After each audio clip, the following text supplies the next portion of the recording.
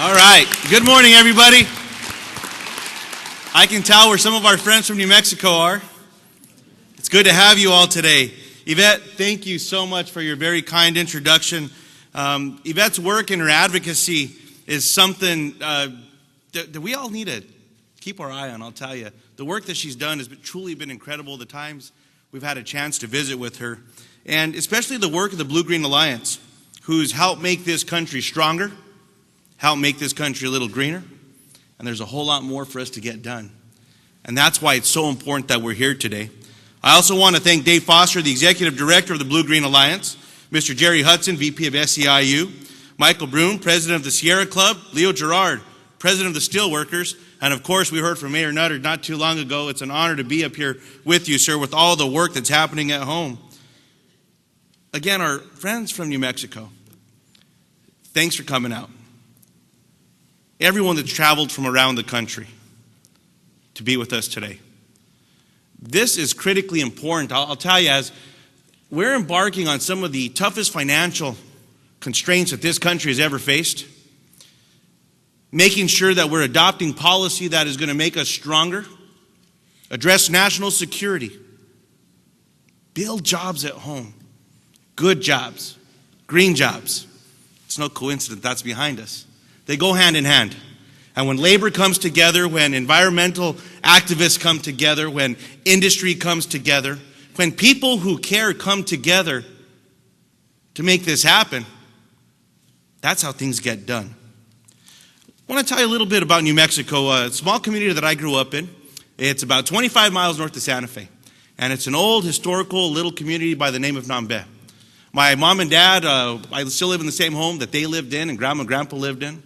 And my father, for everyone that's here from labor, he's currently serving as the Speaker of the House in the state of New Mexico. But before he became a member of the legislature, he raised his family, raised us as a member of labor, as an iron worker. Someone that understands the importance of what it means to fight for people, to make sure that those working conditions are going to be good, to make sure that when you're partnering up with a corporate partner, that the job's going to get done right the first time. And that's the kind of partnership that we have at home and the kind of upbringing that we had, where sustainability and being green was something we've been doing in New Mexico since before it became mainstream, something that we've been doing for generations, whether we've been there for a short period of time or century after century with some of our tribal brothers and sisters. And in New Mexico, you really don't have to look far to see what people have been doing when building with adobe, sustainability, keeping their homes cooler in the summer and warmer in the winter. What we're trying to do to make sure we're implementing energy efficiency into mainstream America. We have to build on these values and make sure that we're sharing them with the rest of the world. Whether we're talking about rural communities or urban thriving cities, it doesn't matter. Because in the end, we're talking about job creation, making a difference when it comes to the bottom line, helping people with their pocketbook. Because it's going to be less expensive for them to heat or cool their home. And it's going to put people to work.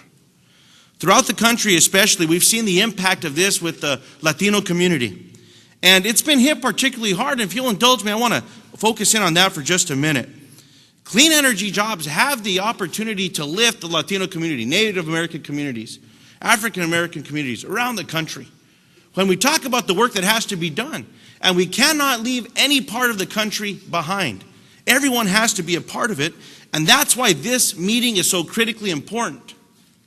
And quite frankly, why I look forward to seeing so many of you on Thursday when you come to Capitol Hill and we get a chance to visit with you in our offices face to face to hear what we have to do together. As the chair of the Congressional Hispanic Caucus's Green Economy and Renewable Energy Task Force, I focus on the role of Latino community in the advancement of clean energy policy. Because when we understand what's happening with each of our communities growing at the rate that they are, we have to be at the table. And this has to be a diverse initiative. It has to be an initiative where each and every one of you takes control and makes sure that your voices are heard. We understand what's happening with unemployment numbers across the country. This is going to be a key solution to helping us getting it back on track. An independent study, a nonpartisan study, showed that the American Clean Energy and Security Act that passed this last legislative session would create 11,000 jobs alone in New Mexico and more than 1.7 million nationwide. And I really believe that's going to be doubled and tripled by the time that we get done with this. Other analysis have found that investments in clean power sources like wind and solar create more than 4 times as many new jobs as similar investments in oil. These statistics are exciting, but it's an opportunity that we have to seize upon or it's going to slip away. We must make a commitment to restore science and innovation as the keys to the American economy. Innovation is the future for our nation.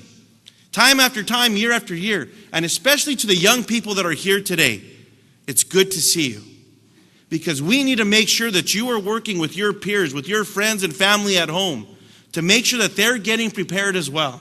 So as we're starting these businesses, as we're making sure that we're building the building trades, as we're putting together the advocacy that needs to be done, you need to be prepared. And you need to make sure that you are ready to take this on, because truly, this is really going to be on your shoulders in the next few years. Together, we have to make sure we get this done. And I'll tell you, when we look at legislation that's moving through Congress, I know we heard from the Speaker earlier today. Some of our friends, Emmanuel Cleaver and Keith Allison, are speaking in a breakout next door. We have a lot of people that care. And that's why your visit to Capitol Hill on Thursday is going to be so important. Because we have to share this energy and advocacy and passion that you have and translate that into policy. We're close to getting this done, of having more meaningful, comprehensive energy legislation make its way to the president. We've passed it out of the House. We need your help to make sure we get it through the Senate and that we can come together and get the president something that will make a difference for this nation. And it's only going to happen with you. So by coming together like we are here today to talk about what is and isn't working, talk about where we need to go, and listen to each other for the next great idea. It's what it takes. It's about your future. It's about our future. This is about America's future. And we all have to come together when we talk about these important partnerships. And I really want to acknowledge everyone that's here today, labor, the corporate team, the partners that are here, legislative, advocates, environmental advocacy. These are often groups that people try to pit us against one another, to use divisive tactics, to keep us from working together, to come together and build the numbers to create the advocacy. Let's not let that happen. Let's show them that we know what's important for America and that we care enough to get it done. Thanks for being here. I look forward to seeing you on Capitol Hill on Thursday. Thanks again to everyone that's making this a success and for making this a phenomenal week. Thanks for having me.